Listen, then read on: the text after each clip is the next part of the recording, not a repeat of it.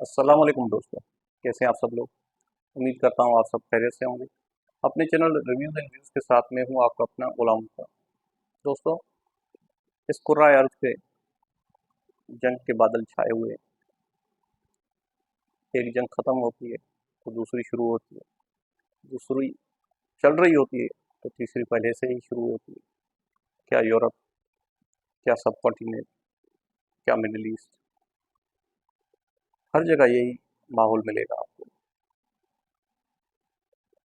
कौन जीतता है कौन हारता है ये तो आपको मीडिया बहुत अच्छे तरीके से बताती है, लेकिन मैं इतना अर्ज़ करता चलूँ कि इंसान ज़ात दोनों अतराफ से हार जाती है। कब्रिस्तान शमशान घाट आबाद होते हैं, गलियाँ, मोहल्ले, शहर, तहजीबें सब बर्बाद हो जाती हैं। दोस्तों, आज एक ऐसी किताब की हम बात करेंगे जो एक ऐसी मूवमेंट पे लिखी गई है जो 1960s में स्टार्ट हुई और 80s में जाके ख़त्म हुई। वो मूवमेंट थी आज़ादी की, अमन की, जो जंगों के खिलाफ थी,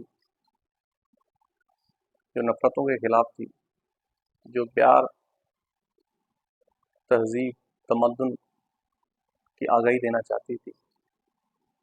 उस मूवमेंट, उस तहरीक की कुछ खामियां खूबियां भी ज़रूर होंगी, लेकिन उसका लबे लुबाव यही था कि जंगें नहीं चाहिए। जब अमेरिका और यूएसएसआर बाइपोलर दुनिया में एक दूसरे के गले पकड़े हुए थे और अमेरिका वियतनाम की जंग में मसरूफ़ था, तब वो नौजवानों की एक मूवमेंट शुरू होती है जिसे हिप्पी मूवमेंट कहा जाता है।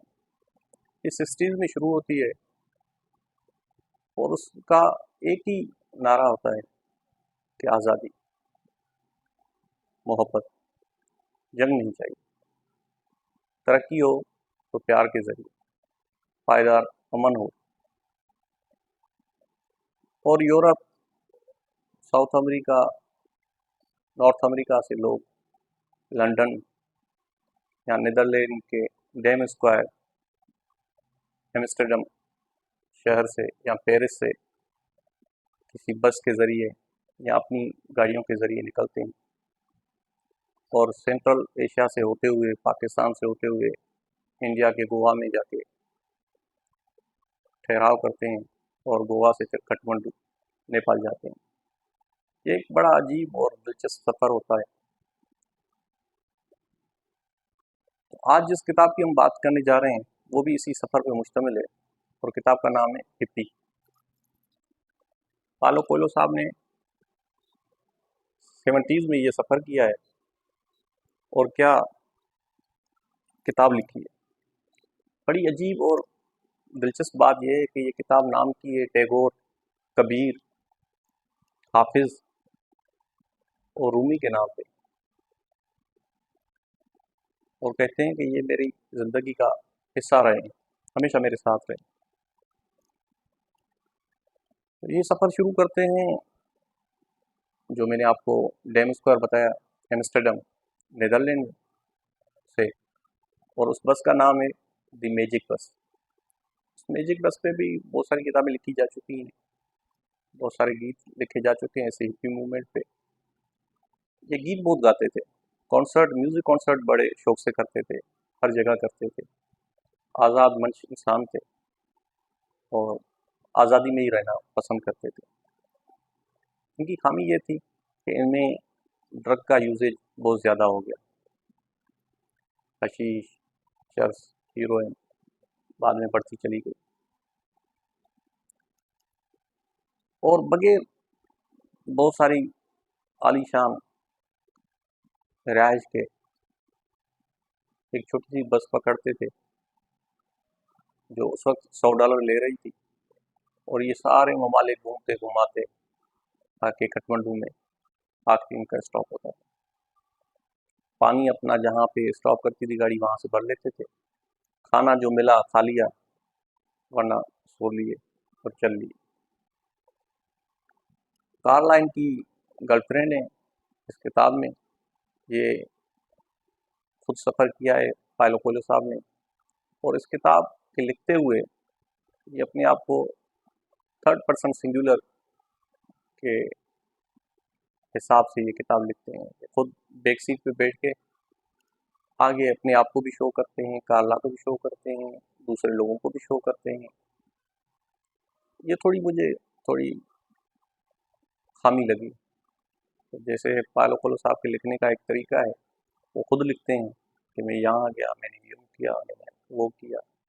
इस किताब में ये लिखते हैं कि पायलट कार्ला के साथ बैठा हुआ है, फलां फलां के साथ बैठा हुआ है, ये काम हो रहा है, वो काम हो रहा है। तो पढ़ने में थोड़ी दिक्कत होती है, या वो एक फैसिनेटिंग चीज़ नहीं होती।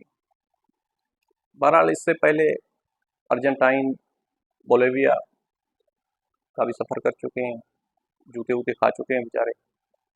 तो उस वक्त भी वहाँ पे कम्युनिज़्म और कैपिटलिज्म का एक बड़ी जंग चल रही थी। ची गवेरा वहाँ पे और उनके साथी बड़े वहाँ पे फेडरल कास्ट्रो, ये सब लोग वहाँ पे एक्टिव थे। तो इनको भी एजेंसीज वहाँ उठा लेती हैं कि आप जो है कम्युनिज़्म के साथ मिले हुए हैं, कहाँ घूमने गए थे। तो वो भी इस किताब में अपनी तारीख लिखते हैं कि कैसे मैंने जूते खाए, कैसे मुझे वहाँ मारा गया बगैर किसी कसूर के। खुद साउथ अमेरिकन है, ब्राज़ील में रहते हैं, ब्राज़ील के शहर रियो डी जनेरो में, पुर्तगाली ज़ुबान बोलते हैं, पुर्तगाली में ही लिखते हैं। फिर ये किताबें बहुत सारी लैंग्वेज में इनकी ट्रांसलेट होती हैं। तो बहुत अच्छी किताब है। आपको पता चलेगा कि कैसे बगैर किसी खर्च के या मामूली से खर्च से के साथ आप पूरी दुनिया घूमते थे। सिर्फ आपके पास पासपोर्ट होना चाहिए, और ये नहीं है कि तकलीफ़ें नहीं है, तकलीफ़ें बहुत होती थी, लेकिन घूमते घुमाते आप पहुँचते थे। और ये सफ़र करते क्यों थे? क्योंकि सब कॉन्टिनेंट, यहाँ का सूफीज़्म, यहाँ के कल्चर, यहाँ की डाइवर्सिटी इनको बहुत अट्रैक्ट करती थी। मटीरियलिस्टिक एक यूरोपियन माहौल रहा है, जो कि आज तक भी है। वहाँ से वो मफरूर होना चाहते थे,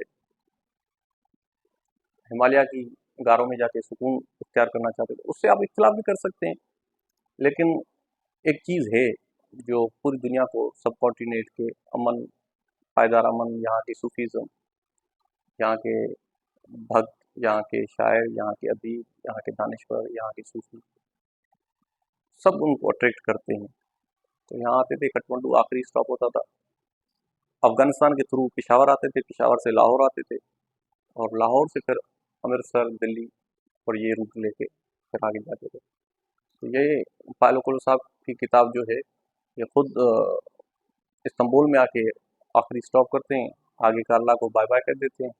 तो मुझे यहाँ पे एक इंसान मिल गए हैं जो रूमी को भी जानते हैं, रूमी की इल्म से भी वाक़िफ़ रखते हैं, उनको नमाज पढ़ते हुए भी वो जब भी देखते हैं, जब अज़ान होती है, वो सब डिटेल्स हैं इस किताब में। वो बड़ी इंटरेस्टिंग है कि किस तरह एक इल्म की तलाश में, एक अमन की तलाश में निकला हुआ लिखारी कैसे एक वो चीज़ पा लेता है जिसकी वो खोज में होता है, जिसकी वो तलाश में होता है। पाउलो कोएल्हो साहब के लिखने का एक बड़ा अच्छा तरीका है, वो खुद सफ़र करते हैं, खुद लिखते हैं, और ये अर्ली 70s, 1970 की बात है, जब अभी-अभी ये सफ़र करना शुरू कर रहे हैं। ये उनकी जेन्युइन तस्वीर है, जब वो सफ़र कर रहे हैं।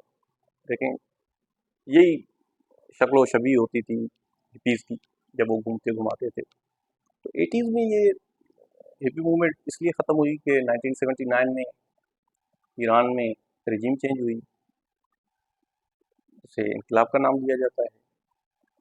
पाकिस्तान में 5 जुलाई 1977 को मर्द मुजाहिद ज़िया उल हक साहब आ गए थे, और इसी दौरान 1979 में यूएसएसआर की आर्मीज़ अफ़गानिस्तान में आ गई थी। तो ये सारे रूट्स बंद हो गए थे, बाहर के लोग यहाँ पे आते भी थे तो बड़ी अजीब नज़रों से और बड़ी रिस्ट्रिक्शंस हो गई थी इस वजह से ये मूवमेंट के ये रूट सारे बंद हो गए और फिर उनको बड़ी रिस्ट्रिक्शंस का सामना करना पड़ा।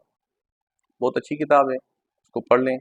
280 तकरीबन पेजेस हैं इस किताब के, और उम्मीद करूँगा कि ये आपको, पायलो कोएल्हो साहब की किताब पढ़ने के बाद आप अपने आप को होपलेस नहीं समझते।